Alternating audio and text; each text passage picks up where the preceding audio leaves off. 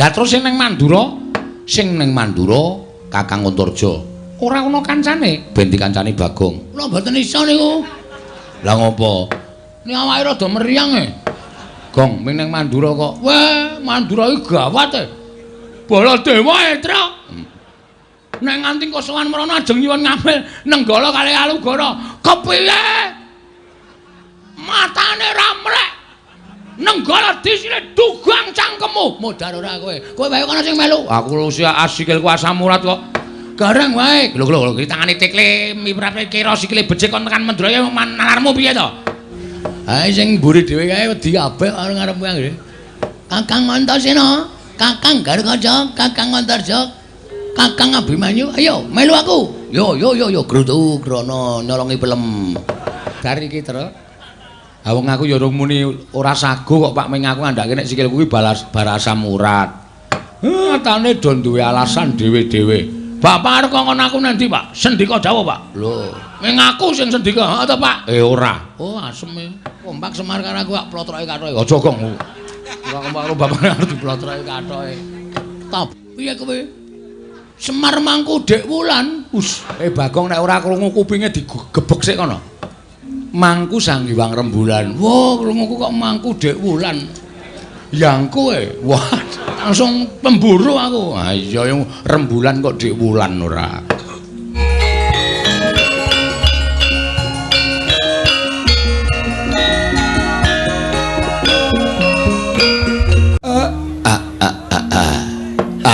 Blegegek kugek sadulita mel. Anak anu nganindita. Bocah mursid iso mikul dhuwur mendem jero karo wong tuwa. Boleh nala garing. Padha raharja sak praptamu nala garing anakku mbarep cah bagus. Sawetara kowe sowan ana ing Karang Kadempel. Dole Nonamit pasang Kalimantabi tinebihna ing lodone dumenging tawang tuwang.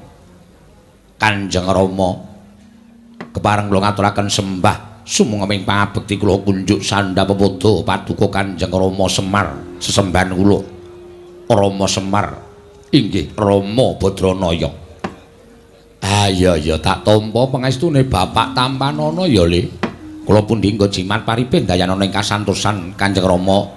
Prayogakna nggonmu ngadhep sampun boten kirang prayogi wiswanipun ingkang putra Pambayun. Inggih menika pun Nalawi Gareng. Iya Petruk padha raharja sak praptamu. Pangestunipun Bapak wilujeng bekti kula kunjuk, Pak. Iya Petruk tak tampa. Pangestune Bapak Tampanana ya to Le. Kula pundi nggo jimat paripih dayanana ing kasantosan. Paring pangestunipun Bapak wilujeng dereng sambikala ayam. Lho. Barayah kok ayam? Ayah. Dadi atlet yo. Heeh. Lempar lembing. Apa kok? Lempar lembing. Lempar lembing ora sumuk, Pak. Ya wis ora apa-apa. Neng kene pancen tak gawe kepenak. Kowe arep nganggo sandangan apa wae sing baku. Tata kramamu ora mbok tinggal. Bagong. Nggih, Bapak. Prayogakna nggonmu lungguh. Sampun boten kirang prayogi wiswanipun ingkang putra pun Bagong, Bapak. Ya. Ngene ya, Dole. Mesti wae kowe kaget apa to sababe kok nganti bapakmu nimbali karo anak-anak supaya sowan ana ing Karang Kadempel. Kejut raos sing manah kula, Pak. Daya-daya kula ngampiri Petruk tumuli kula sowan wonten ing Karang Kadempel ingkang wigatos nyadong timbalanipun Bapak Semar. Wonten menapa Bapak kok nglempakaken dhateng para putra sedaya? Menawi kepareng kawedhane ngakathah tumunten kababarna nanging mrawi wadi tumraping para tetangga lan para kawula padukan Karang Kadempel, monggo kula dherekaken manjing saklebeting Bali Wisma pepanggihan catur netra kalawan Kang Putra Punala Garing. Semanten ugi kula dawuh Bapak badhe paring timbalan dawuh menapa kula nedya nganglungaken jangga nilingaken karna. Semanten ugi kula, Pak. Bapak gadah niat menapa? Menapa badhe ngendikaken piweling ingkang terakhir Bagong tak tonyo lho. Bapak ki urung apa-apa kok wis diomongke piweling sing terakhir. Mbok menawa bapak ki wis tuwa kok. Keparang putra pun Bagong cumadong dawuh wonten menapa wigatosipun Bapak Semar? Dorada maju le padha sowan. Iki wigati tumrap aku lan anak-anakku kabeh. Ning ora kok wigati pribadiku ora ning ya ngembet marang kawula sak desa Karangkadempel kene. Mula nggonmu sowan Nalagaring. Nun nggih ngestaken dawuh Pak. Nun nggih ngestaken dawuh Pak. Nun nggih ngestaken dawuh Pak. Andrah ingkang Puswitorum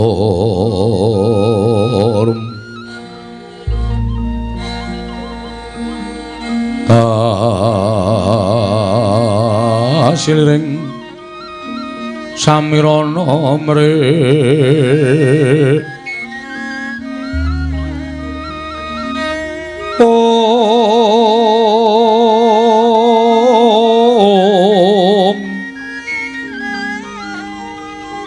Sekar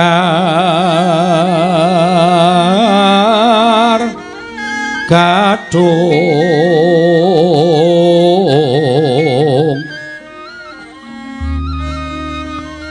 Ko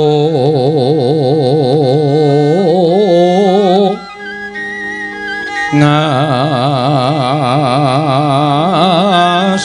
Gandanyo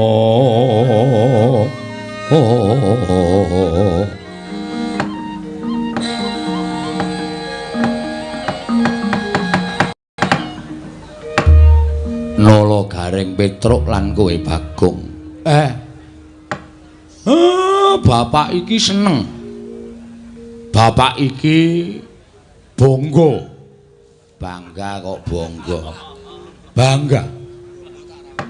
Dene aku minangka dadi pangareping desa Karangkadempel.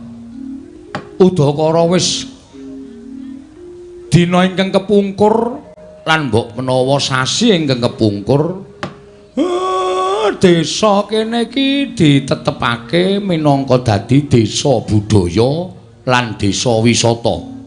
Nggih, Pak.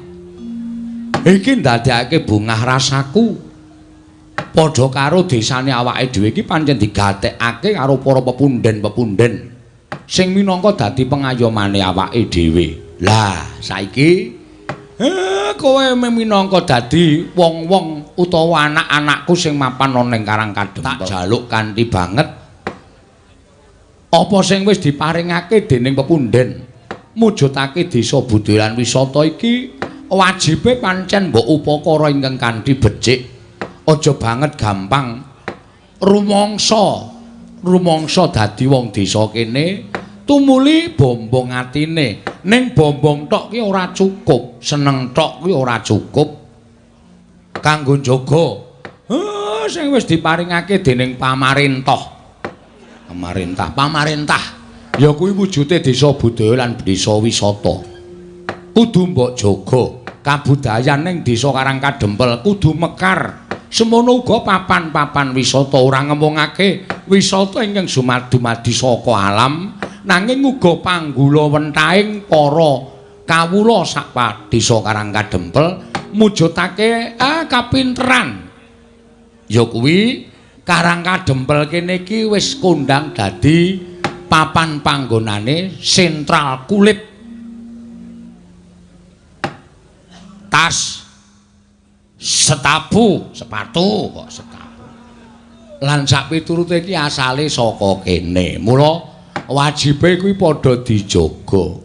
Carane njaga supaya tetep menjila kondang kawenang-wenang. Lah kuwi eneng pundhake sapa? Kuwi eneng tanggung jawabe saben-saben kawula ingkang mapan ana ing Karangkadempel. Aja diya-dinya, aja padha regejegan, tetep rukun manunggal tetunggalan bantu binantu antaraning siji lan sijine. Ning akhir-akhir iki wah Semar kene omong ya. Ora nganggo basa sastra barang. Sastra sapa? Saiki nek ngomongke iki rasa nganggo sastra-sastranan. Sing baku Kawula iki ngerti, penonton ki paham. Oh nggih. Akhir-akhir iki kok wisatawan, Warataya. Wisatawan kok. Para-para sing padha rawuh ning Karang Kadempel kok katon suda. Iki jane eneng apa? Nalagareng, Petruk, Bagong, kowe sing minangka dadi pengarep-pengarepe eneng apa? Eneng masalah apa? Mara gage matura. Kene aku matur Bagongku kena imbase lho, Pak. Mergo sing ngeyel dhewe iki Bagong. Ning nek bapak kersane aku matur, ya ora apa-apa aku tak matur. Ah, piye? Mergo penemune para-para sing padha golek sandang pangan lumantar dodolan kuwi durung manunggal. Durung manunggal piye? Ngene, Pak. Kono-kono ki akeh papan-papan wisata sing dumadi saka panggulawenthahing para kawula budidaya mujudake ketrampilan tangan kayata lan liya-liyane padha karo kene. Ning kono-kono ki pendak-pendak ana puluhan para warga saka mancanegara, para warga saka kiwa tengen ingkang padha rawuh mesti padha diparingi sing gawa ki mesti padha diparingi. Lho. Dadi padha betah tekan kono. Ning nek kene sebagian padha diparingi, ning ana uga ingkang isih ngengkel ora gelem maringi. Lah nek carane kaya ngono kuwi ora jeneng kok ora kompak to, Pak. Nek ora kompak dadine sing padha nggawa pembeli-pembeli tekan kene iki do ora seneng mergo ning kene ora entuk apa-apa. Ora ngelingi yen to rejeki saka sing kuwasa kuwi janjane dhewe ming minangka lantaran. Ora dikukup dhewe ning uga diratake karo para-para sing bakal nampa rejeki. Bagong kok ngono? Sik, Mir. Mau ayah kok saiki, Mir. Iki masalahe rada serius iki, Tru. Iki perlu apa jenenge iki? Ana pembelaan saka aku. Aku buka toko tas ki ning tanah-tanahku dhewe ning nggon-nggon aku dhewe. Kok dadi aku dadak ngenehi sopir-sopir bis ngopo? Lho, kok sik sopir bis sing nggawa tekan kene gong kudu ngenehi tip. Kaya aja nganti kowe malak terus rejeki tok pek dhewe. Nek carane kaya ngono, ora mung kowe tok sing kapitunan ning tangga teparu sanak kadang padha kapitunan. Mula sing kompak. Ayo, nek diparingi semene bareng-bareng. Men kabeh mengko nek kondang kabeh tekan kene kabeh, dodolan kabeh, kerejeken kabeh. Ngono lho, Gong. Terus aku kon menehi. Heeh. Aja malak. Tandane lho, rejeki iki nek malak sudane cepet, Gusti ora paring meneh. Percaya karo aku. Nek rejeki kuwi ora malak, diratake karo tangga teparu, diratake karo sanak kadang, diratake karo sing wajibe nampa rejeki kuwi. Wo, arep ming entuk sithik ning ajeg. Entuk sithik ajeg tinimbane akeh ming sepisan. Pilih ndi? Pilih kabeh. Lho. Pilih sithik ning ajeg. Ah, nek sithik ajeg kudu tumindak kaya ngono kuwi. Apa-apa ki digawe sayuk rukun, marsinamatan daya dinayan. Ngono lho. Ha ta? Ha iya. Piye rasamu? Duh. Ngopo e? Le ndodok kena keprak. Terus piye nek menurut kowe? Ha nek pancen ngono wis kompak aku ya saiki melu. Lah ngono. Nek ora kompak ki bakal ya dadine ora apik. Nek kompak nyawiji tunggalan ki apa wae wis to, Gong. Sing bagot sing abot bakal dadi enteng, sing angel mesti bakal dadi gampang. Lho, ya ta? Sithik akeh disyukuri, aja malak. Oh iya. Ngono lho.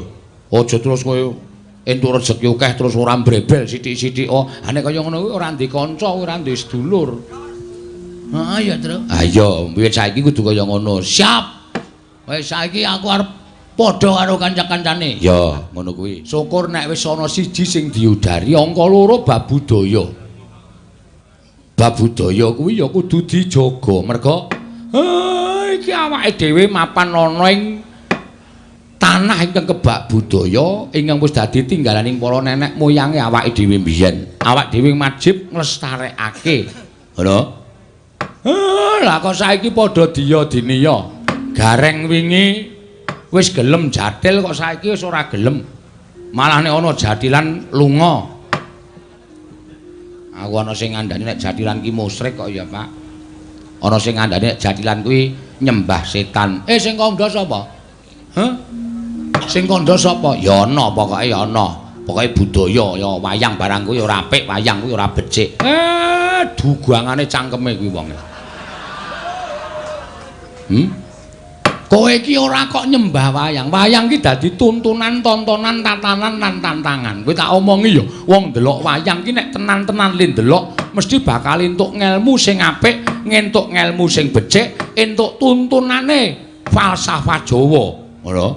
Wong Jawa ki alus, wong Jawa ki kebak sasmita, ora kok cobloko. Mula jroning wayang iki digelar kaya ngene iki padha didhawuhi ngonceki sasmitaning lakon sewengi mau apa, becike nggo nendi, alane nggo napa. Kuwi ayo padha dionceki iso nggo sangu jroning urip. Lah kowe kok percaya karo wong kono-kono sing ora seneng karo budayane awake dhewe. Mongko kuwi wong Jawa, kok nglarang adat budaya Jawa. Uteke wis kuwalik. Nggih.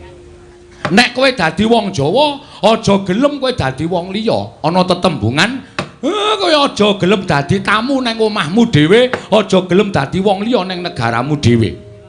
Lincak blangkon surjan jarik kuwi tok upakara sing apik, aja diganti sandangan liyane. Wong nyatane kuwi ya sandangan apik, ya sandangan becik, iket ki bakal ora le nyolong. Lah kok dadi disalahke iki luput nggo napa? Kowe kelingan ora? Wayang iki mbiyen dienggo nyebarke agama karo Njeng Sunan Kalijaga. Lah kok dadi ana sing muni kaya ngono kuwi? Nek kira-kira isih seger mangan pari tanah Jawa, isih wareg mangan wari tanah Jawa, isih seger ngombe banyu tanah Jawa, ayo do nguri-uri kabudayan Jawa. Ana tetembungan di mana kaki dipijak, diisi tu langit dijinjing. Tegese nek di papan kowe mapan ki ngreganono budaya kono. Aja kok malah tok singkang-singkang, kowe ora ndek tangga, ora ndek kanca. Urip ki ora iso nek ora bebarengan, urip ki ora iso nek ora sesandingan.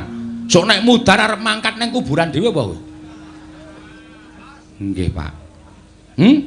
Kowe kudu duwe jati diri. Lah iki lho. Wong ki nek ora duwe jati diri, wekasan ora iso ngendhaleni diri, terus ming rubuh-rubuh gedang. Kancane gayeng ngalor kowe melu ngalor, kancane gegeran ngidul gayeng ngidul kowe melu ngidul. Mergo kowe ora duwe jati diri. Mula jati dirimu ki ketokno iki lho, jati diriku wong Jawa. Ya aku kudu tresna budaya Jawa, ya aku kudu seneng budaya Jawa. Wong kuwi budayaku, kuwi budayane leluhurku. Ngono. Kampleng ya itu. Sapa? Sapa? Gareng iki. Lho kok gareng iki? Gareng iki ming kurban kok. Gareng iki ora salah kok arep dikamplengi ora. Sengit aku. Mulane saiki kok sing teko latihan jatian kok kurang siji iki bol gareng iki to. Kowe iki ape lho reng dadi celeng? Celeng matamu kuwi ora. Ora ana sing iso kaya kowe iso bijek-bijek merga sikile pincang. Nan, trampil lemu joget mula aja. Kuwi iki ora apa-apa nek. Wis to. Ora apa wong kuwi iki mung budaya. Jroning atimu aja nganti kowe percaya karo kapercayane liya kejaba mung percaya marang panguwasaning Gusti Akarya jagat ngono. Sing kandha sapa kuwi? Ya ana kuwi sing nyebutke kuwi engko nek kowe nglakoni kaya ngene iki dosa. Kowe nek nglakoni kaya ngene iki dosa. Lah iki lho, Pak. Aku ora seneng karo wong sing sithik-sithik ngarani dosa. Sithik-sithik ngarani dosa iki apa dhek iki ponakane sing gawe urip apa? Sing nemtokke dosa iki mung Gusti. Ngono lho, reng waton kowe ora nyembah jarane, kowe ora nyembah karo demite, kuwi ora apa-apa, kuwi budaya. Ya, Tru? Ngono lho, bener. Bagong ki arep wong kucruk ngene malah pikirane cerdas ngono lho. Ayo to, ora usah dadak piye-piye. Oh iya sesuk tak menyang truk. Wis kowe iki ndek jati diri. Iki budayamu kok arep ugreh-ugreh. Lah, nek wis kowe eling saiki aku tak omong. Nggih, Pak. Aku ki rak kepengin bangun desa. Bangun meneh. Sengit ta anggere titik-titik bangun, bongan bangun. Kaya materiale iki cukup. Sik to, Kong, kose. Kose. Aja nesana susih. Kuwi kok njur titik bangun, titik bangun. Jan wis ngatimu iki karepe piye to ya? Ngatimu sapa? Kae bakule tas pojokan kae wonge mblegentong dhewe pancen. Wanto. Ha iya. Titik-titik bangun. Heeh. Semari nganti kesel aku iki mbaya wis man. Liyane jalukane kuwi engko ndak duka. Ndak ora seneng. Nganti aku iki ngarang lakon ning panggung lho. Mergo mung bongan bangun. Ngladeni para penonton ki kudu beda. Ayo ngene iki iso pecah ndase suwe-suwe. Ha iya. Nek ya Ngene lho, Gong, malah justru kuwi dadi pamecut tumraping kowe kudu selalu berkreativitas, selalu berkreasi. Engko nek kowe ana ning nggon streaming ditulisi Semar Mbangun Desa, ngono kuwi terus cok jejerke beda, ora ana tokoh-tokohe sing biasane kuwi penonton tertarik. Lho, kok ngene? Piye iki kok critane? Ngono. Ngomongnya karo iso wae kene iki. Wis ndase kesel. Ayo kudu dilakoni. Wis kesel bayare ora full. Pak Desa anu Wanto ki sapa? Kowe karo Piyai Manding ki piye? Kowe ditimbali nang kene ping bola-bali. Oh, aku nek ora tresna ora. Ha iya. Kabeh ki manjing dadi sedulur. Mula sing jeneng budaya ora kok mligi menggo golek dhuwit. Heeh. Ning nggo srawung karo nggo ngibadah, darmaning wong seni ki ngene iki, Truk. Oh. Dharma iki tegese kewajiban nglakoni urip bebantu marang sak padha-padha. Lah, aku isane nyumbang ya mung nyumbang kaya ngene iki. Heeh. Nyumbang lumantar seni, nyumbang lumantar budaya kanggo ngatonake tresna karo pepundhen-pepundhenku sing lenggah ning Manding kene. Iya, ya bener ngono, Gong. Heeh, ora apa-apa, ora masalah. Terus piye, Pak? Kersane? Aku pengen bangun desa. Piye? Areng kowe dicor ya? Yo. Apa si Wanto ae dicor. Dideke nang protelon kae men. Nggo dadi apa jenenge iki? Anake wae dicor. Oh, anake wae, Pak. Aja. Lidike ra jamak-jamak. Kosi ke. Bangunku ki ya ming sarana bangun lahir lan batin. Tegese bangun lahir kuwi wewujudan ingkang kasat mripat, bangun batin kuwi bangun bebarengan ayuta. Saiki rasa pangrasa ati pikiran ditunggalake. Awake dhewe iki wong sak desa. Yen wong sak desa manunggal tetunggalan dadi apik, wis to, percaya. Desa tanggane sesuk mesti meri. Nek desa siji dadi desa loro dadi kebak karukunan, desa loro dadi desa selu, dadi sak kecamatan, dadi sak kabupaten. Munggahe dadi sak negara rukun apa ora kepenak uripe awake dhewe menika. Ling terus kersane Bapak pripun? Niki anak-anak mung kari nderek, anak-anak mung kari manut kersanipun Bapak Semar. Nggih. Kersane Bapak pripun kula kantun nderek. Nggih. Kersane Bapak pripun kula kantun nderek. Aku ana syarat-syarat sing kudu dilakoni. Syaratipun menapa, Pak? Syaratipun menapa? Syarate apa, Pak? Apa anak-anak kon urunan semen loro-loro? Semen loro-loro nggo ngapa ora? Ayo mbantu Bapak, kowe wedi reng. Sak rit. Kowe. Sing setengah rit ditibake ning Karangadembel, setengah rit kaya omahmu. Nggo apa? Guru ki kowe. Ya, karaku kok sia-sia ki ngapa tegang ora? Aku iri karo kowe. Heeh, ya wis ben bejane dhewe-dhewe kok. Jantenan kowe iki. Ngene kan suwe-suwe. Wis ben ora apa-apa. Asem ana gareng iki. Wah, remuk awake karemu. Ya wis ben wong iki senengane ngopo to. Heeh. Kowe arep dikai jaket rek karo sapa? Karo bakule kulit. Oh, ning ora ana ukurane. Jaket kok ukuran U. Apa kok jaket kok ukuran U? Paling cilik kuwi. Ha iya. Terus kersane Bapak, aku tak ngandhake syarat-syarate marang anak-anakku kabeh. Nek kira-kira aku ngandhake syarate kowe iso mujuti apa ora? Kersane siji. Aku kepengin Karangkadembel kene iki ora ketamung sedhela, tetunggon kembang cangkok Wijaya Mulya. Waduh, Sinuwun Ndarawati sing kagungan. Iya. Anakku telu sing saguh rana sapa? Waduh, aku nek tekan ngadu-adu ki awakku dadaku sesek Pak. Petro piye Petro? Sikilku ki lagi wae mari asam urat. Aku nek tekan kono ya ora tekan, Pak. Bagong apa? Aku ki meh gejala bisu ya, Pak.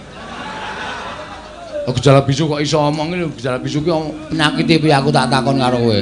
Rumangsaku kok ora omongane kok sarwa. Siji Sekar Wijaya Kesuma. Loro ya kuwi Pustaka Jamus Myang Jimat Kelima Sada. Nggih. Angka 3 ya kuwi pusaka kang loro cacahe. Nenggala karo Alugara. 3 pusaka utawa 4 cacahe kuwi gawanen supaya prapta ning Karangkadembel, lenggah sawetara ning Karangkadembel. Nek telu kuwi iso rawuh ning Karang Kadempel, pambangunan desa iki bakal rancak Nalagaring kok ting gruduk. Tak kira kawula Karang Kadempel tole ndara ndaramu lancur-lancur Pandhawa padha rawuh tekan kene Nalagaring. Waduh. Ndara Wisanggeni, Ndara Antasena, Ndara Abimanyu, Ndara Garukaca, Ndara Antarjatra padha rawuh mrene. Wah, gong lho. Ki lho rasa tresnani Ndara-ndara karo bapak. Ndara Wisanggeni, Ndara Antarja, Ndara Garukaca, Ndara Abimanyu, Ndara Antarja tekan kene. Ketuane mesti ngarep Dewi ya, Tru. Cilik ning gleleng. Ha iya. Ha sing mburi dhewe kae wedi kabeh karo ngarep kuwi. Kakang Antasena, Kakang Garukaca, Kakang Antarja, Kakang Abimanyu, ayo melu aku. Yo grutuk rono nyolongi pelem. Nyolongi pelem dengkulmu atos kowe ora. Ku krungu, Gong. Ah, krungu ora apa-apa. Wilujeng Den, Siwa Semar slamet tekaku. Bektiku katur ya, Wa. Nggih, kula tampi. Aku ngaturke bektiku katur ya, Kek. Nggih, kula tampi. Siwa Semar aku ngaturke bekti. Nggih, Ndara Gatotkaca kula tampi. Siwa Semar aku ngaturke bekti. Ndara Abimanyu kula tampi. Siwa Ismaya aku ngaturke bekti. Ndara Antarja kula tampi. Nalagaring slamet. Mangidunipun Ndara Wilujeng. Slamet kele, tekle. Piye rek? Jane ora trima atiku aning bose. Ha iya. Wis ora apa-apa. Wilujeng Ndara Antasena, bekti kula kunjuk. Yo. Tak tampa rek. Garing padha slamet. Pangestunipun Ndara Gatotkaca, Nalagaring padha slamet. Pangestunipun Ndara Abimanyu Wilujeng, Nalagaring padha slamet. Padha kok plada. Padha slamet. Pangestunipun Wilujeng, bekti kula kunjuk. Ya tak tampa. Ndara Wisanggeni bekti kula nggih Den. Petruk tak tampa pangestuku Tampanana ya Petruk nggih. Ndara Antasena ya terus tak tampa pangestuku Tampanana nggih. Ndara Garukaca ya Petruk pangestuku Tampanana nggih. Ndara Abimanyu ya Petruk pangestuku Tampanana. Ndara Antarja ya Petruk pangestuku Tampanana. Gendi kowe, Gong. Ndara-ndara kula idem. Lho. Kok ming idem kakean cangkem, Tru. Eman-eman sing nggo nyambut gawe terus e. Hawe iki lumantamu swara kok dieman-eman. Ndara Wisanggeni, Ndara Antarja, Ndara Gatotkaca, Ndara Antasena, Ndara Abimanyu. Bekti kula kanca nggih, Den. Nggih, kula tampa. Wis. Ngawur ora. Pripun enten napa? Napa diutus Kang Rama? Napa enten wigati? Siwa Semar? Aku mung bakal nyatakake impen sing tak lakoni, Wa. Sampeyan ngimpi napa? Lho, sampeyan ngimpi napa, Ndra? Sampeyan ngimpi napa, Ndra? Dek kapan Den ngimpi? Mengko gek bareng kali kula. Kowe ngimpi apa? Isin ae, Ndra. Ngerti-ngerti ngelilir ya aku iki. Ora usah sok modho-modho ora. Ngimpi kok ora. Kakang Semar, mula aku nganti kadang-kadangku Kakang Antasena, Kakang Garukaca, Kakang Antarja karo Kakang Abimanyu prapta ning Karang Kadempel, sayekti mung bakal njumbuhake impen sing tak lakoni, Wa. Ha nggih, sampeyan iku ngimpi napa? Wong sing jenenge impen iku ora kudu kelakon lan ora kudu kababar dadi kasunyatan. Ora kanthi kanyono-nyono. Siwana Yantaka lenggah ana ing pendhapa padukuhan. Nanging gumebyar cahyane kaya mangku sanggiwang rembulan, Wa. Weh. Piye kowe? Semar mangku Dek Wulan. Us. Bagong nek ora krungu kupinge digebek sik kono. Ha piye maksude? Mangku sanggiwang rembulan. Wah, krunguku kok mangku Dek Wulan. Yang kowe. Wah. Langsung pemburu aku. Ah iya yang rembulan kok Dek Wulan ora. Monggo bareng tak caketi para putra kena dayaning sanggiwang rembulan wekasan salirane Kakang Antasena, Kakang Garukaca, Kakang Antarja, Kakang Abimanyu melu mawa cahya. Siwa, iki werdine apa? Mula banjur tumune aku sowan ana ing Randu Gombala nglumpuhke kadang-kadangku pring Gondani. Jangkar bumi lan Tanjung Anom ing wigati bakal tak irit sowan ngersaning Siwana Yantaka. Lan apa ta wigatine? yen to pancen Siwana Yantaka kuwi duwe gegayuhan, yen to pancen Siwana Yantaka kuwi duwe kekarepan, anak-anak Pandhawa ora bakal mangku asta wisuh lumuh ngentasi perkara. Mesti aku bakal sak biantu karo Siwana Yantaka wae. Lah. Pancen bocah siji iki kena disebut wiji sejati ya iki, Petro. Lah nggih. Monggo aku lagi rasan-rasan. Lah kok dadi wis padha priksa. Lho. Siwana Yantaka grenengan kaya ngono kuwi tegese Siwana Yantaka bakal duwe karep. Kula niku rak mung kepengin bangun desa. Kula niku mung kepengin bangun desa ning syarate miturut wangsit sing kula tampa rada abot. Monggo anak-anak kula kongkon do ora sagu. Lho, nala Gareng Petruk Bagong ora gelem dikongkon, mboten purun. Anak model apa kuwi aku tak takon. Ing ngatasé dikongkon karo bapakne kok ora mangkat kuwi. Lah nek cara aku rasa anak-anak wae, pateni wae ngopo? Waduh. Modar iki, Tru. Ha wong aku ya urung muni ora sagu kok Pak Ming aku ngandhake nek sikil kuwi barasa murat. Nyatane do duwe alasan dhewe-dhewe. Bapak arep kongkon aku nanti, Pak. Sendika dawuh, Pak. Lho. Ming aku sing sendika, ha to, Pak? Ora. Oh, asem e. Ora kompak Semar karo aku kok plotroke kathoke. Aja, Gong. Ora kompak karo bapak arep diplotroke kathoke. Taboki bokonge mangkel aku. Ceplek-ceplek ngono kae. Kurang ajar. Mula yen pancen syarate kuwi aku entuk dikeparengake ngerti. Mengko aja anak-anakmu nyeng budal golek syarat, aku nyeng golek syarate supaya kaleksanan pambangunan ing desa Siwana Yantaka. Lha niku ya gumun. Lah nek syarate kok dadak siji Sekar Wijaya Kesuma, loro Pustaka James Klimasada, telu Pusaka Mandura, loro cacahe Kyai Nenggala, Kyai Arugara. Kakang Antasena, piye? Piye Kakang? Adidum, rasa kuwatir. Aku karo kowe ning Ndarawati. Mengko nek Siwa Kresna ora maringake sapa wah ajiare kabeh. Ora kasar kaya ngono kuwi. Lah Witena, mungsuhmu nek wani karo wong Ndarawati aman Setyaki lho. Aku ki ra wedi rumak cilik. Aku ki ra wedi, aku ora sapa-sapa ki ra wedi ya. Aku ora wedine karo wong sing sok nganggo training abang. Rungokno, Tru. Tru, rungake. Wah, metrentreng juan ora. Piye, kowe lagi ngerti nek Ndara Antasena iki medine mung karo Suwanto. Agamanmu ya apa? Weh, untuk wis ra ana kabeh. Takmut. Mesti risi. Heeh. Kuwi mengko didum.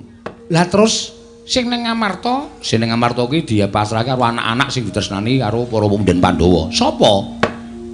Kakang karo Abimanyu. Oh, Kakang karo Kakang Abimanyu. Oh, iki rak anak emas. Nganggone suwan negara Ngamarta. Wo. Ngono. Pandhawa lilih kabeh. Weh, lah cocok. Lah terus sing ning Mandura, Kakang Antarja. Ora ana kancane, ben dikancani Bagong. Kula mboten iso niku. Lah ngopo? Ning awake rada meriang e. Gong, ming ning Mandura kok. Wah, Mandura iki gawat e. Baladewa e, Tru. Nek nganti kosowan mrono ajeng nyuwun ngambil Nenggala kali Alugara. Kepiye? Matane ra mlek. Nenggala disile dugang cangkemmu. Modar ora kowe. Kowe wae kana sing melu. Aku lu asikilku asam urat kok. Gareng wae. Lho iki tangane tikle miprate kira sikile becik kon tekan Mendraya nalarmu piye to? Nganu mawon kula usul Ndara Antarja piyambak mawon. Nggih Den, kendel lho nika. Tenan luwane ndi dhewe wae wani nggih Den nggih. Ya saura-urane ana kanca, mongko kanca sing tak cocoki ming kowe Bagong. Waduh. Wis ngerkos iki wis. Ngerti aku ora melu wayangan acarane ngene iki. Ya ora melu wayangan ya ditakokke wong kowe iki termasuk favorit e. Hah? Termasuk favorit. Nggo ngilangi lumut. Kae kaporit. Favorit ngono lho. Ha iya. Wis rasa disilaki kudu saguh. Lah nek ngoten kula mung kari manut mawon to, Ndara. Awe kaget. Lah kok karang kadempel dayoe ndlidir kaya ngene. Nala Gareng dalem, Pak. Sawise putra-putra Pandhawa iki kok kasepuhan sing rawuh. Lho, sapa iki? Sapa terus aku ora ketutupan bokonge Semar. Begawan Durna, kasepuhan Gong, kasepuhan mayit. Lho. Mayit dengkulmu. Begawan Durna. Patih sengkune mau ketoke melu mlebu bareng weruh. Anak-anak Pandhawa komplit nang kene kok njur nglesot metu meneh. Sajake gila sajake. Sajake ayo. Wong ki nang ngres tumindak eleke mesti weruh kanan iki mesti wedi sik, Tru. Wis ben dibagekke karo bapak. Bagekno Pak rawuhe Begawan Durna. Nek ana apa-apa iki mumpung ana putra-putra Pandhawa mesti ora bakal wani tumindak piye-piye. Penemban wilujeng. Gandhok mleguduk suaru gembol Sumarante. Ya Semar, slamet tek aku. Pangestuku Tampanono ya Semar. Kula pundi nggo jimat. Penemban Durna bekti kula kunjuk. Nala gareng tak tampa Pangestuku Tampanono. Nun inggih sanget anggen kawula murid dadosaken jimat. Bekti kula penemban. Oh iya Petruk tak tampa. Pangestuku Tampanono ya Petruk. Nggih, wilujeng. Bekti kula penemban. Oh iya Bagong. Pangestuku Tampanono ya Bagong. Nun inggih sanget anggen kawula kok mboten nitih kuda. Hus. Ora tau numpak jaran. Oh nggih ampun. Ngapunten lho ming nyuwun prisa. Kowe takon ning sengkring ning ati. Nggih nyuwun ngapunten karang ya ming takon kok. Eyang Durna wilujeng. Wis anggene slamet tek aku wis anggene. Bektiku katur ya Eyang. Iya tak tampa cah bagus. Eyang Durna slamet rawuhe Yang. Lho iki Antasena. Heeh. Slamet Antasena Pangestuku Tampanono. Eyang penemban bekti kula kunjuk. Iki kaya suarane Abimanyu. Kasinggihan mekaten. Bekti anu Pangestuku Tampanono ya Abimanyu. Kula pundi nggo jimat Eyang. Bekti kula kunjuk Eyang. Iki kaya suarane Gatotkaca, Radyora Permana mlebu ning padukuhan Karang Kadempel. Inggih, ingkang wayah ing pringgondani. Pangestuku Tampanono, Gatotkaca. Eyang bekti kula kunjuk. Lho, iki kaya suarane Antarja. Inggih. Pangestuku Tampanono. Kanjeng Eyang bekti kula kunjuk. Iki kaya suarane Irawan. Inggih dasar keparanyata. Pangestuku Tampanono Irawan. Inggih Kanjeng Eyang kula bekti kula kunjuk. Iki kaya suarane Janaka. Inggih bekti kula kunjuk Kanjeng Eyang. Tak tampa Janaka Pangestuku Tampanono. Wah. Oh cangkeme Bagong. Iki senengane bebeda kok, Gong. Seneng ya aku. Ayo pendhita gleleng ning mripate lamur. Dadi ora nek dienggo dolanan ki iso. Wong ora ana Janaka kok ya. Apa iki kaya Gatotkaca kaya Antarja. Berarti ae slamet ta, Tru. Oh iya, mulane kae apa kacamatane digandulke ning dodoke apa. Dinai rantai. Kae engko nek ora permana sapa-sapa terus dipasang. Penemban, enten apa? Rawuh wonten ing Karang Kadempel. Iki ngene ya Semar. Pramtaku ning Karang Kadempel kuwi sepisan tilik marang kayuwananing kulawargamu lan anak-anakmu kabeh para Panakawan. Dene ndungak engko loro, praptaku iki ora saka ngarepku dhewe nanging aku diutus dening anak Prabu Duryudana. Lan kacarita anak Prabu Duryudana kuwi ngimpi Semar. Nyumpena. Pancen kepara nyata. Lah, sumpenanipun babakan menapa? Nalika semana anak Prabu Duryudana paring dawuh kalawan aku, yen to 7 dina kepungkur mau ngimpi ketemu karo kowe jroning pangumpen. Nalika semana gumebyar cahyamu mawa teja. Mongko nalika kowe lungguh katon banget yen to kowe nembe mangku Sang Hyang Rembulan. Nalika semana kowe paring dawuh kalawan anak Prabu Duryudana, sinuwun monggo kula aturi ngasta rembulan menika Sang Hyang Candra menika wonten negari Ngastina. Menika dados sarana tentrem, ayem, rukun lan saya nginggahaken derajat pangkatipun sinuwun Prabu Duryudana gregah wungu saka nindra anak Prabu Ngastina. Tumuli dawuh karo aku supaya sowan ning Karang Kadempel ingkang wigati Semar. Ora ana kejaba mung dina samengko aku kadhawuhan supaya mboyong marang kowe nang Negara Ngastina lan kowe kudu iso njlentrehake apa ingkang diparingake marang Prabu Duryudana, apa ingkang mbok caosake marang Ratu Ngastina. Merga tembunge jroning impen mau yen sinuwun Prabu bisa mboyong ya kuwi pewujudan ingkang mawa cahya ingkang mapan ning pepangkonmu mau bakal saya kuncara Negara Ngastina. Wis kuwi wae sing bakal dadi aturku marang kowe. Yen kowe saguh ayo mangkat, ning yen kowe ora saguh sebabe apa? Maragake kowe matura.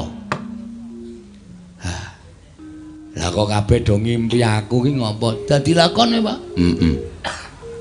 Semar bangun desa. Ha iya. Wis diwangsuli wae. Bapak kersane piye? Nek kersa ya mangkat. Nek ora kersa omong karo Begawan Durna kuwi. Ora gelem rono, ngono. Alasane apa? Amboyenmu kumat apa piye? Bapak ya amboyen. Nek lungguh dadak masangi krikil. Dipas-paske. Gak omong, Pak.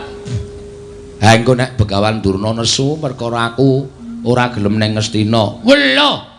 Ha iki ana nom-noman pendhawa iki nggo ngapa? Teng pendanang iki. Gus.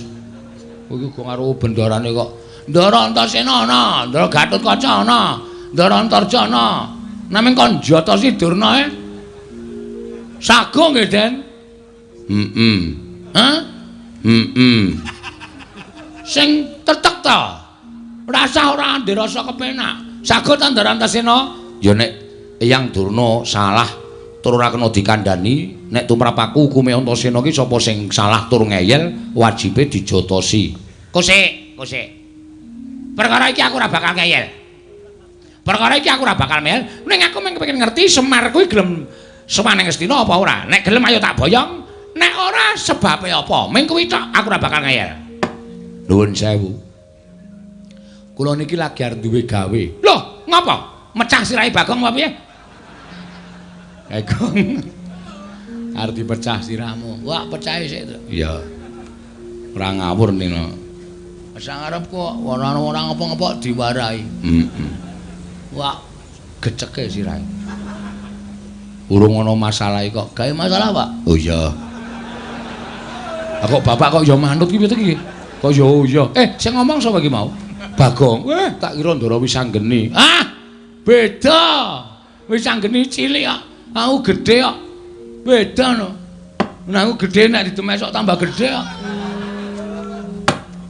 Nuwun sewu, kula niku nedeng gadah damel. Loh, kowe duwe gawe apa? Kula kepengin bangun desa.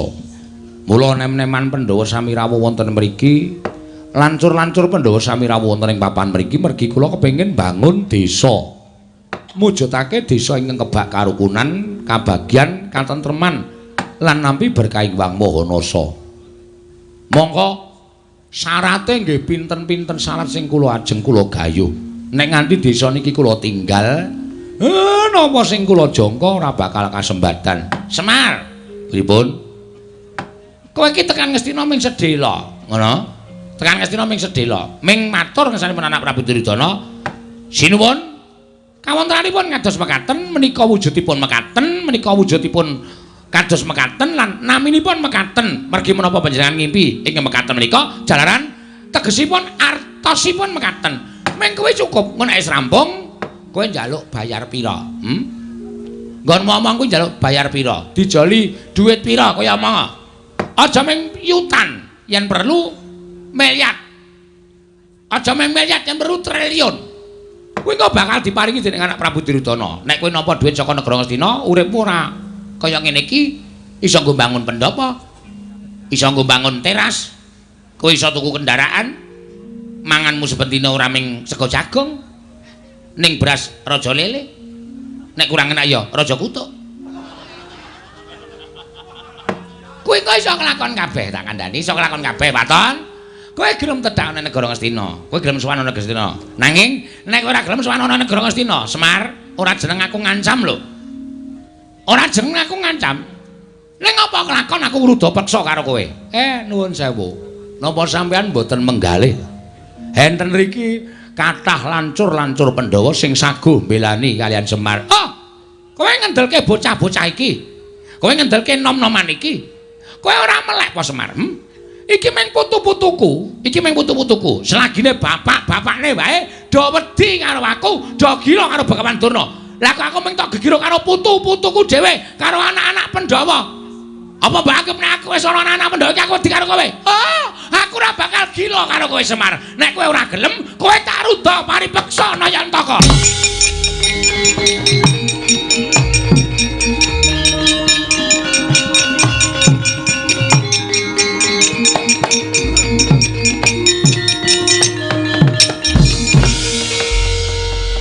Ngandel ora?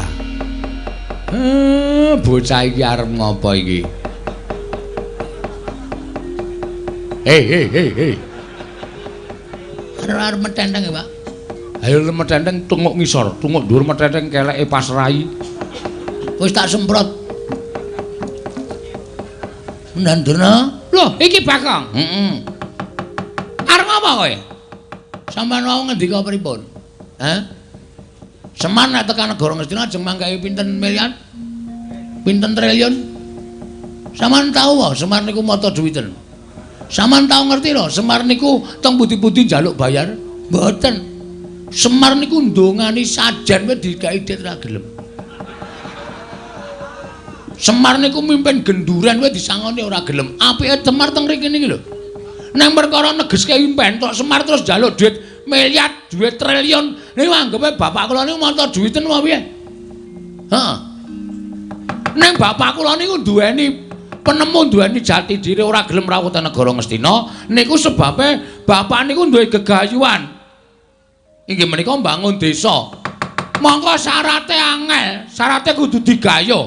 Nek bapak ninggalke desane teng negara Ngastina tegese bapak niku mementingkan diri sendiri tapi tidak mau tahu tentang keadaan orang banyak. Wah.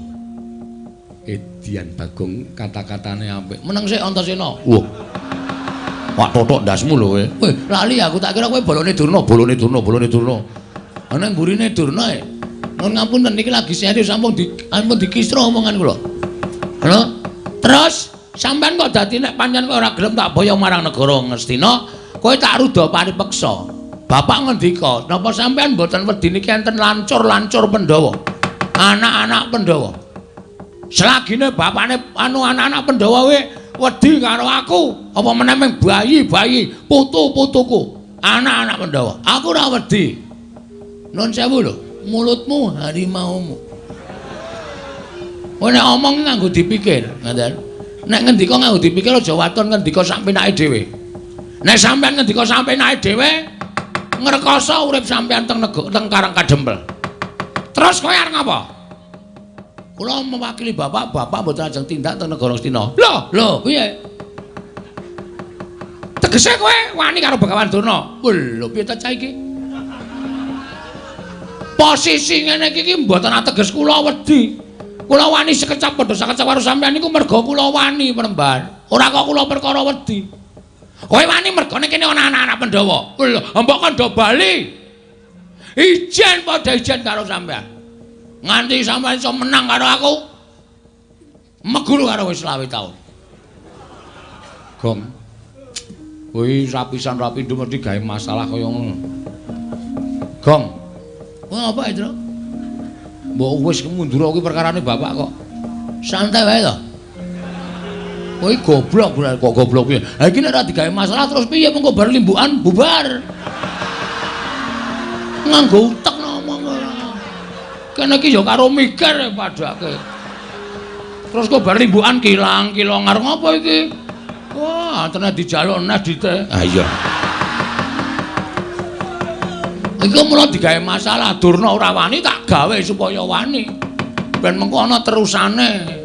Konjur padake ora ganggong-ganggong. Lha nek ngono kowe wani karo Begawan Durna, sing tak wedeni apamu? Bagong, gandeng aku tak gombong kok wis ceng-cengan. Mulai iki ayo padha didadekake. Ayo metu Jawa. Ora bakal wedi arek. Ayo. Wah.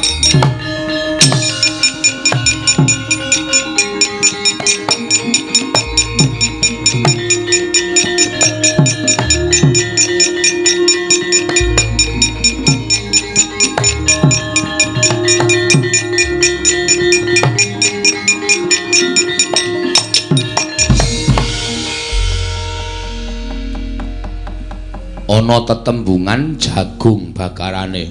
Endi? Lho kok endi? Ana, Pak.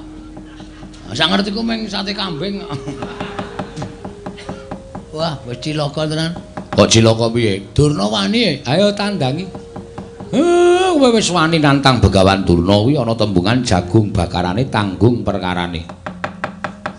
Saya tak takon karo Ndara Wisanggeni. Kowe arep takon apa, Bagong? Sampeyan mau rawuh mriki nak pun sendika mbelani bapak to? Mbantu karo bapakmu ora mbelani.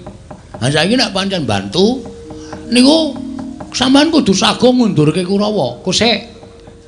Aku mbantu le mbangun lho, ora ana mbantu perkara liyane. Diar kowe ra. Nek Siwa Semar bangun desa aku mbantu, nek perkara liyane kon ngundurke Kurawa kuwi aku ora ana perkara karo pepundhenku Kurawa. Ya ora masalah wong aku ora tau weruh kowe perang kok.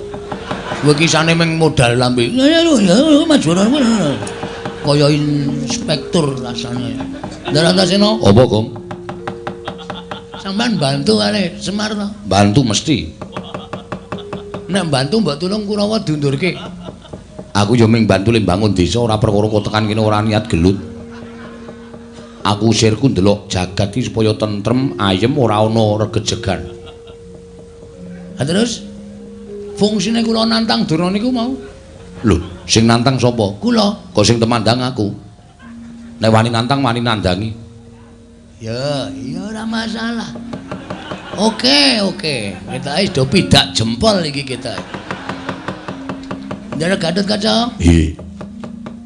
Saman nate kemutan mboten? Perkara apa? Biyen jaman sampean dijedi teng Kawah Candra Dimuka? Iya. Niku asline sing ngetutke meng kula. Petruk rawani tekan kawah, Gareng rawani tekan kawah. Napa meneh Semar nek kena panas leleh. Sing tekan pinggiring kawah ngenteni Ndara Garukaca jedhul saka kawah niku meng kula. Apa mbiyen aku akon? Nggih mboten. Ora kewajibanmu to? Nggih. Ah terus kula tak takon, kewajiban sampean napa? Aku dadi satriyaning praja. Satriyaning praja kewajibane ngayomi para kawula negara Ngamarta. Karang Kadempel niku ke bawah keperintah negari pundi? Ngamarta. Karang Kadempel ajeng diserang para Kurawa. Sampeyan pripun sebagai satriya? Mestine aku ngayomi. Mestine kudu ngoten. Iya. Kurawa kudu mundur tekan negara Ngastina. Iya. Dadi kewajibane sapa? Sing ning Karang Kadempel sapa? Kula kali Bapak kali Petruk kali Gareng. Terus nek kowe masrahke perkara kabeh marang Garukaca, apa rampung perkara negara? Aku ngrampungi perkara negara Ngamarta durung rampung-rampung wawahi perkara Karang Kadempel. Sing gedhe pangapuramu rampung ana dhewe. Duar. Dongaku kabul. Kowe ndonga apa, Truk? Asem e. Ndara Antarja? Nggih. Saman nggih mboten kurang nabi kula. Ora terus terang bae ora. Wah, iki kok bloko banget to iki. Iya, Bagong, awakku kesel tenan, Bagong. Nggih, Pak. Ndara Abimanyu sayangku cintaku. Ndara Abimanyu. Apa, Bagong? Sampeyan tresno kali kula to? Tresno. Mbok kula dibantu. Bantu apa? Sak gedhagan iki aku mung iso mbantu 150, Bag. Kok tekan dhuwit to iki? Kula niku nantang para sata Kurawa. Sing gedhe pangapuramu, Bagong, aku ra iso piye-piye. Kadang-kadang kudu ora mbelani, nek aku mbelani mesti aku dijothak, ora dijak dolan, ora dijak lunga. Oke. Iya. Dhewe kaya ngono ya. Bengi iki ora ana sing bantu karo Bagong. Pak. Gandeng aku wis kadung nantang Durna. Isen aku mundur, Pak. Terus? Aku njaluk pamit ya, Pak. Arep nendi? Methuke Kurawa, alakonane dhewe, wak ladenane dhewe, tak tandhane dhewe, Pak. Kok njewewek cangkeme? Ora ngematke ya cangkemku ki sariawan. Oh. Nek ngomong serono ae, Pak. Menjawab ya, Pak. Yo sing ati-ati. Nek kowe mati kowe dadi kusuma bangsa. Matimu bakal dipendhem ning taman makam pahlawan. Njuk bathine apa? Mati ora iso urip meneh kok. Ya Pak, nyun pamit yo. Yo sing ati-ati. Petruk, kowe tega tenan karo aku? Aku lagi males, Gong. Lakonono dhewe. Nek aku mati lho, Truk. Ya mati awakmu dhewe kok aku bingung. Aku senengane glelengmu ora jamak-jamak. Nek ketanggur kene iki men tok rasake dhewe. Rek, apa? Nek aku mati, aku ora nyaur utangmu. Ora nyaur apa-apa tak ikhlaske, Gong. Edan. Aku ngimpi apa to ya bengi iki? Oh dadi kaya ngene kae, Pak. Nyuwun pamit. Begawan Dana Kurawa. Iki Raden Minajingga. Ingkang sagung ngendarat karo Esa Kurawa menyang dhewe.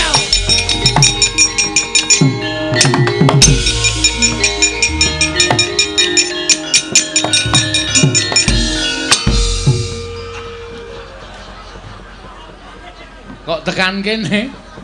Aku liwat mburi omah ya, Pak. Aku bareng tekan ngarepan kok rasane tratapan keweden. Terus menggok liwat mburi omah. Mulane pitike do bubar kabeh. Lagi do angrem. Kok marai bubarke pitik. Tru, mbok orane to, Tru.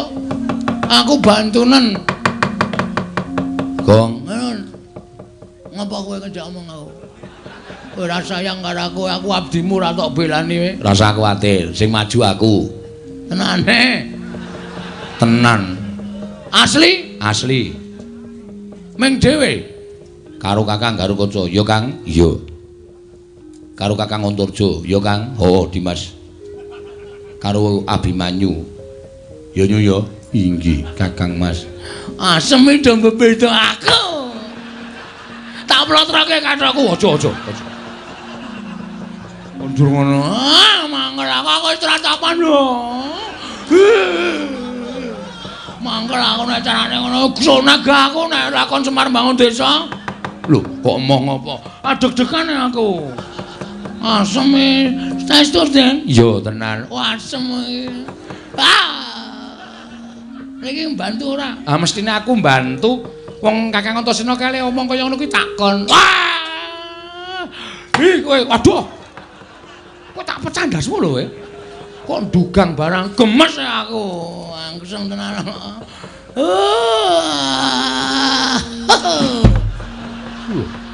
Kok jengkelit barang ora.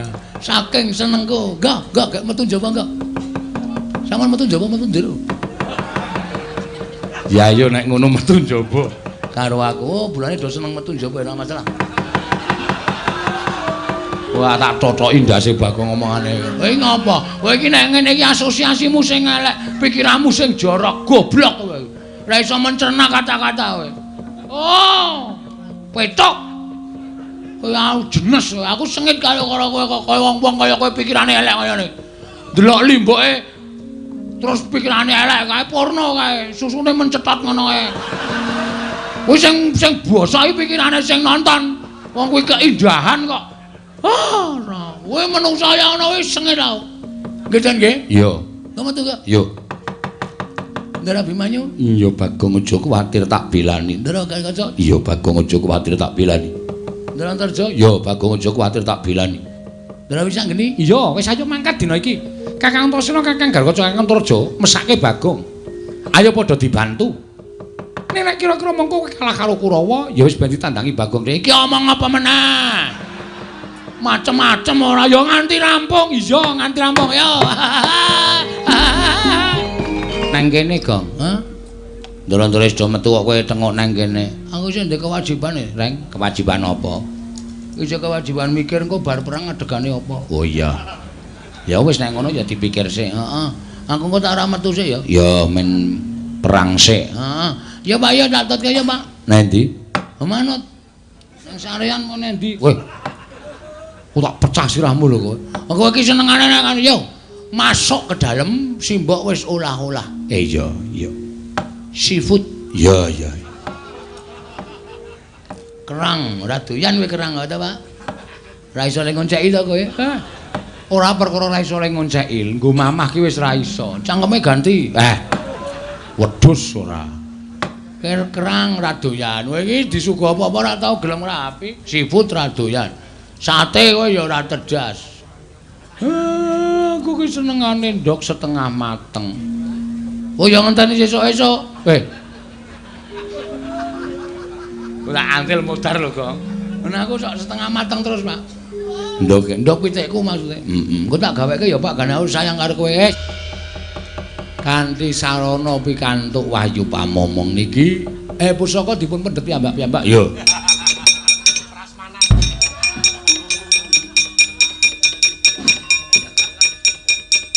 Janaka pusaka digawa inggih.